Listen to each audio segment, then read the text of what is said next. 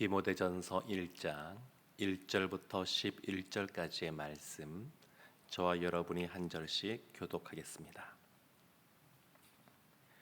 우리 구주 하나님과 우리의 소망이신 그리스도 예수의 명령을 따라 그리스도 예수의 사도된 바울은 믿음 안에서 참 아들 된 디모데에게 편지하노니, 하나님 아버지와 그리스도 예수 우리 주께로부터 은혜와 긍휼과 평강이 내게 있을지어다.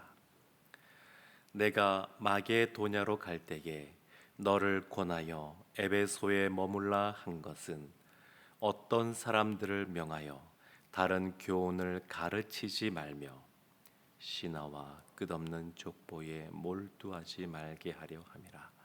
이런 것은 믿음 안에 있는 하나님의 경륜을 이룸보다 도리어 변론을 내는 것이라.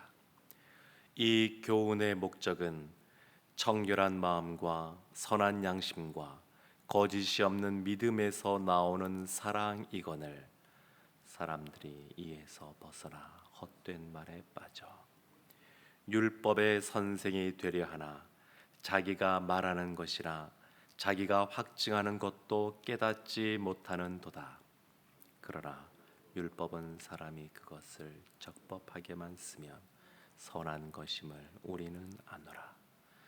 알 것은 이것이니 율법은 옳은 사람을 위하여 세운 것이 아니요 오직 불법한 자와 복종하지 아니하는 자와 경건하지 아니한 자와 죄인과 거룩하지 아니한 자와 망령된 자와 아버지를 죽이는 자와 어머니를 죽이는 자와 살인하는 자며 음행하는 자와 남색하는 자와 인신매매를 하는 자와 거짓말하는 자와 거짓 맹세하는 자와 기타 바른 교훈을 거스르는 자를 위함이니, 이 교훈은 내게 맡기신 바 복되신 하나님의 영광의 복음을 따름이니라.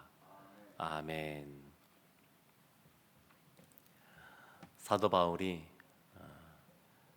에베소 지역을 떠나서 그 교회를 떠나서 마게도냐로 가게 되었습니다. 그래서 그 에베소 그 교회를 자신의 영적인 아들인 디모데에게, 젊은 목회자인 디모데에게 그 교회를 맡기고 떠나게 됩니다.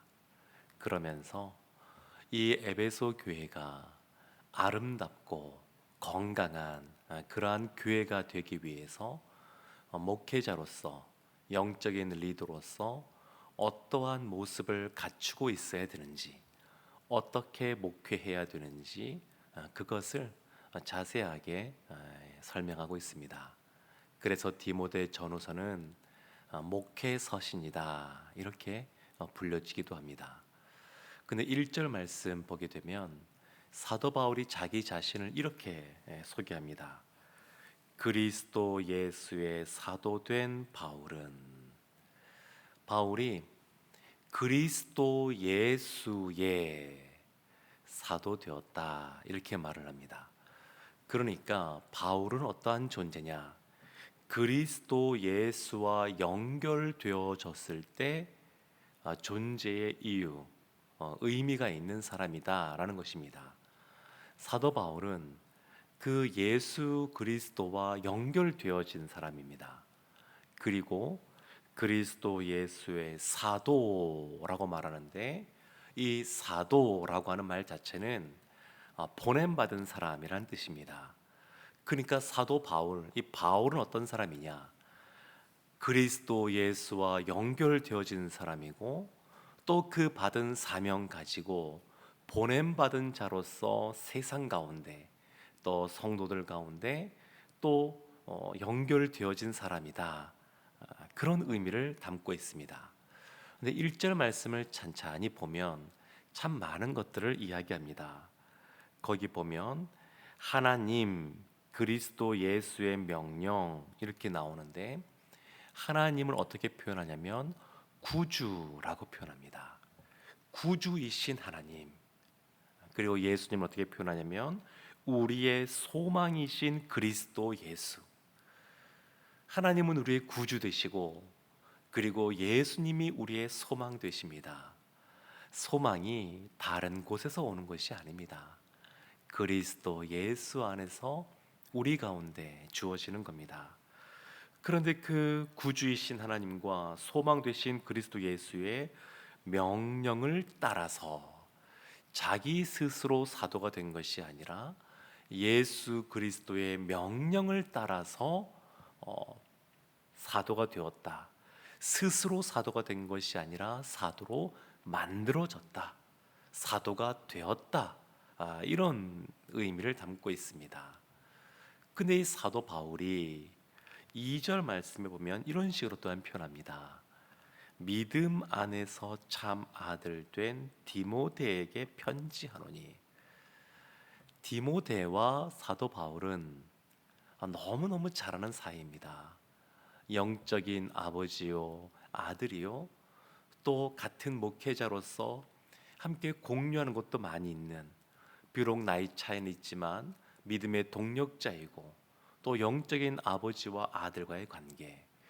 그런데 사도 바울이 그 아들인 그 디모데에게 사도된 바울 이렇게 자기를 소개하고 있습니다. 그러니까 디모데 전서를, 이 서신서를 볼 때에 사도 바울이 어떠한 입장에서 쓰고 있는지, 하나님의 말씀을 사도의 권위를 가지고 쓰고 있다라고 하는 것을 드러내면서 동시에 그 디모데를 향하여 아비의 마음으로 쓰고 있다라고 하는 것을 보여주고 있습니다. 그래서 이 서신서를 읽는 디모데가 말씀의 권위가 있는 사도의 말로써 들으면서 동시에 나를 사랑하고 아껴주고 위해주는 아버지를 대하는 마음으로, 그 사랑을 느끼는 마음으로 이 디모데 전서를 읽게 될 겁니다. 그런데 이 디모데는 믿음 안에서 참 아들 된 사람입니다. 진짜 아들인데 믿음 안에서 이루어지는 겁니다. 그러면서 뒤에 보면 이렇게 축복의 말을 하는데, 주께로부터 은혜와 긍휼과 평강이 내게 있을지어다. 사도 바울은 이 서신서 앞부분에 은혜와 평강이 있을지어다 이런 표현을 참 많이 썼습니다. 초대교회에서 주로 쓰이는 인사말이었습니다. 그들의 상황은 사실 녹록지가 않았습니다. 여러 가지 박해가 있었고 경제인 어려움이 있었고 핍박이 있었고, 그럼에도 불구하고 늘 그들이 소망했던 것은 뭐냐면 하나님의 은혜, 하나님부터 부어지는 그러한 평강, 거기에 대해서 늘 사모하고 믿음의 그러한 축복의 말들을 하였습니다. 근데 지금 디모데에게는 한 단어가 더 들어가 있습니다. 그것이 뭐냐면 긍휼입니다. 하나님이 주시는 그러한 긍휼이 너에게 있기 원한다. 이 말은 디모데가 하나님의 긍휼하심을 입어야 될 만큼 사실 그가에게 처해진 이 목회 환경이 쉽지 않다라는 것을 사실은 표현하고 있습니다. 이 디모데에게 하나님의 은혜, 하나님의 평강, 더불어 이 디모데에게는 긍휼이 필요한 그러한 상황이었습니다. 근데 이렇게 인사말을 하면서 왜 이 서신서를 써보내는지 첫 번째 이유를 또 이렇게 말합니다. 3절에 뒷부분에 보게 되면 어떤 사람들을 명하여 다른 교훈을 가르치지 말며, 어떤 사람들, 그들에게 명령해라. 아주 단호하게 말합니다. 명령하라고. 무엇을 명령하냐면 다른 교훈을 가르치지 말라. 그러니까 사도 바울이 그리스도 예수의 복음을 참되게 가르치는 누구보다 율법에 정통한 사람이요 그리스도에 대해서 정통한 사람인데, 이 사람이 세우고 가르치던 이 교회에 다른 교훈을 가르치는 사람들이 나타난 겁니다. 좀 아이러니할 수도 있지만 이 당시엔 이런 사람들이 교회에 많이 침투했습니다. 오늘날은 교회 안에서 대놓고 공개적으로 무엇인가 다른 교훈을 가르치는 것이 참 어렵습니다. 오늘날은 그렇습니다. 물론 몰래 침투하여서 교회 밖에서 성경 공부를 하자 이렇게 유혹하는 이단이 있긴 합니다만, 교회 안에서는 공공연하게 다른 교훈을 가르치기가 오늘날 참 쉽지는 않습니다. 근데 이 당시에는 이런 모습들이 많이 있었습니다. 영지주의뿐만 아니라 율법주의자들이 있어서 복음만으로는 충분하지 않다. 믿음만으로는 충분하지 않다. 예수님을 당연히 믿어야 되지만 그것만으로는 충분하지 않고 율법도 지켜야 된다. 이렇게 말하는 사람들이 있었습니다. 그래서 그 어떤 사람들, 그들에게 가르치지 말게 하라 이렇게 가르칩니다. 갈라디아서를 보게 되면 다른 복음을 전하는 자에게는 저주가 있을 것이라고 분명하게 말하고, 그들은 내보내라고 말하는데 지금 여기 있는 사람들은 그렇게까지 말하지는 않습니다.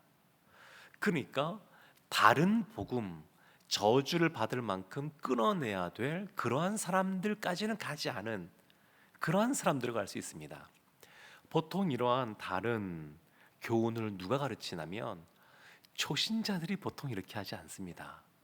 나름 신앙생활하고 나름 배웠다고 하는 사람들 중에서 다른 교훈을 가르치는 그러한 모습들이 사실은 나타납니다.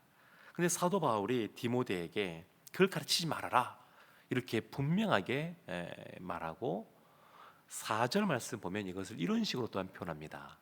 신하와 끝없는 족보에 몰두하지 말게 하라.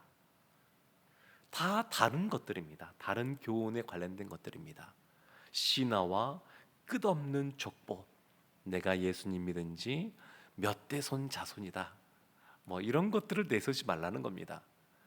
그래서 이렇게 하는 이유는 뭐냐면 하나님의 경륜, 하나님의 뜻, 하나님의 계획이 있는데 하나님을 바라보지 않고 자기 스스로 서로 간에 변론을 내는 말싸움이 일어나는 그러한 모습이 되기 때문에 이런 걸 하지 말라는 겁니다.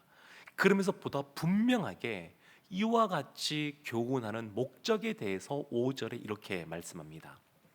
이 교훈의 목적은 청결한 마음과 선한 양심과 거짓이 없는 믿음에서 나오는 사랑이거늘. 이 교훈의 목적은 뭐냐? 사랑이다, 이렇게 말하고 있습니다. 사랑입니다. 사랑. 지금 이와 같이 디모데에게 가르치는 것도 사랑 때문에 그렇습니다. 우리에게 주어진 율법도 하나님을 사랑하고 이웃을 사랑하고 우리 자신을 돌아보기 위하여 주어진 것입니다. 내가 이 율법을 얼마나 많이 잘 지켰느냐, 이것을 가지고 다른 사람을 판단하고 정죄하기 위한 것이 아닌 것처럼 사랑 때문에 이 교훈이 주어진 겁니다. 이렇게 제가 몸짓을 하고 어떤 행동을 할 때 그 전에 필요한 것이 있습니다. 그것이 뭐냐면 에너지, 동력입니다. 동력. 그러니까 사람이 힘이 있어야, 에너지, 동력이 있어야 거기에서 이런 몸동작들이 나오게 됩니다. 마찬가지로 아름다운 교회, 건강한 교회, 성경적인 교회가 되기 위하여 그 안에 움직일 수 있는 동력이 필요한데 그것이 뭐냐면 사랑입니다. 사랑. 어떤 율법의 말씀을 가르치더라도 그 안에 사랑이 있어야 됩니다. 사랑. 하나님을 사랑하고 또 지체를 사랑하는 그 사랑이 동력이 되어야 됩니다. 이것이 없으면 그것은 다 신화와 끝없는 족보를 양산하게 되고 다른 교훈을 만들어내게 됩니다. 사랑하는 성도 여러분, 그런데 이 사랑도 그냥 움직이는 것이 아니라, 이 사랑이라고 하는 것은 밖에서 발생하는 것이 아니고 우리 안에 내면의 변화가 중요한데 이것도 그냥 주어지는 것이 아닙니다. 5절 말씀에 세 가지를 말합니다. 5절 말씀 보면 마음, 양심, 믿음에서 나오는 사랑, 이렇게 말합니다. 이 사랑의 마음이 어디서 나오느냐? 마음에서. 마음. 그러니까 우리 내면에 있는 마음에서부터 이 사랑이 나오는 것이고, 또 양심에서 나오는 것이고, 믿음에서 나오는 겁니다. 세상에서 말하는 사랑과는 분명한 차이가 있습니다. 주님이 우리에게 말씀하시는 그 사랑은 이 마음과 양심과 믿음으로 말미암아 거기에서 동력이 일어나서 하나님을 사랑하고 이웃을 사랑하는 마음이 우리 가운데 주어지는 겁니다. 그런데 이 마음은 어디에서 오는 것이냐? 청결한 마음, 청결에서 오는 겁니다. 이 마음도 동력이 어디서냐면 청결한 데서 오는 겁니다. 사랑할 수 있는 마음이 어디에서 오는 거냐면 청결할 때 오는 겁니다. 깨끗할 때, 정결할 때 이런 마음이 생기는 겁니다. 사랑할 수 있는 양심은 어디에서 오는 거냐면 선한 양심, 선한 것에서 오는 겁니다. 그리고 믿음은 어디에서 나오는 거냐면 거짓 없는 것에서 나옵니다. 거짓이 없을 때 그 믿음이 움직이게 되고, 그 믿음으로 말미암아 사랑하게 되고, 그 사랑으로 말미암아 아름답고 건강하고 성경적인 교회가 세워지는 겁니다. 사랑하는 성도 여러분, 근데 한번 생각해 보십시오.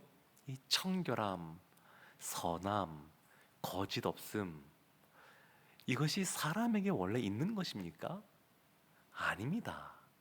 이런 것은 다 하나님의 속성 가운데 있는 것들입니다. 하나님이 원래 가지고 계신 겁니다.